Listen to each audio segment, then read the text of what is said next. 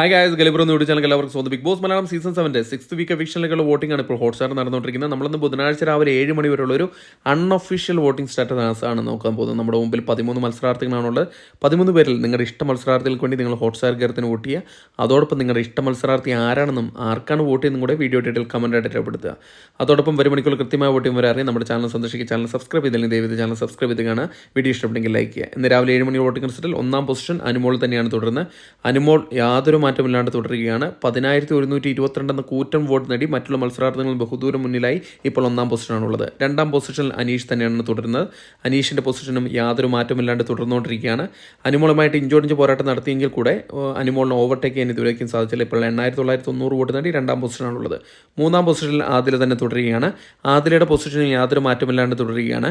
7,789 വോട്ടിൻ്റെ ബലത്തിലാണ് 3ാം പൊസിഷൻ ആദില നിലനിർത്തിയിരിക്കുന്നത്. 4ാം പൊസിഷനിൽ അക്ബർ ഖാൻ തന്നെ തുടരുകയാണ്. അക്ബർ ഖാൻ അതിലുമായിട്ട് ഇഞ്ചോടിഞ്ച് പോരാട്ടമാണ് തുടക്കം മുതലേ നടത്തിക്കൊണ്ടിരിക്കുന്നത്. ഇപ്പോഴും അത് തന്നെ കാഴ്ചവെച്ചുകൊണ്ടിരിക്കുകയാണ്. 7,450 എന്ന വോട്ടിൻ്റെ ബലത്തിൽ 4ാം പൊസിഷൻ നിലനിർത്തിയിരിക്കുകയാണ്. 5ാം പൊസിഷനിൽ നെവിനാണുള്ളത്. നെവിന് വമ്പിച്ചൊരു മുന്നേറ്റം നടത്താൻ ഇപ്പോൾ സാധിച്ചിട്ടുണ്ട്. നെവിനിപ്പോൾ അക്ബർ ഖാനുമായിട്ട് ചെറിയൊരു വോട്ടിൻ്റെ വ്യത്യാസത്തിൽ തൊട്ടു പിന്നാലെ 5ാം പൊസിഷനിൽ തന്നെ നിലവിലുള്ളതാണ്. 6ാം പൊസിഷനിൽ ആര്യൻ ഖത്തറിയാണുള്ളത്. ആര്യന് നല്ല രീതിയിലൊരു വോട്ടിംഗ് മുന്നേറ്റം ഇപ്പോൾ കണ്ടുവരുന്നുണ്ട്. ഇത്തവണ പുറത്തു പോകുന്നവരെ പ്രതീക്ഷിച്ചെന്ന് മനസ്സിലാക്കിയായിരുന്നു. എന്നാൽ ഇപ്പോൾ 6,123 വോട്ടിൻ്റെ ബലത്തിൽ 6ാം പൊസിഷനാണുള്ളത്. 7ാം പൊസിഷനിൽ അട്ടിമറി മുന്നേറ്റമായിട്ട് റെന ഫാത്തിമ കയറി വന്നിരിക്കുകയാണ്. അഭിലാഷിനെ അട്ടിമറിച്ചുകൊണ്ട് 10ാം പൊസിഷനിൽ നിന്നാണ് 7ാം പൊസിഷനിലേക്ക് വന്നിരിക്കുന്നത്. 5,345 വോട്ടിൻ്റെ ബലത്തിനാണ് 7ാം പൊസിഷനുള്ളത്. 8ാം പൊസിഷനിൽ അഭിലാഷ് തള്ളപ്പെടുകയാണ് ചെയ്തിരിക്കുന്നത്. അഭിലാഷിന് ഇപ്പോൾ വോട്ടിങ്ങിൽ നല്ലൊരു കുറവ് കണ്ടുവരുന്നുണ്ട്.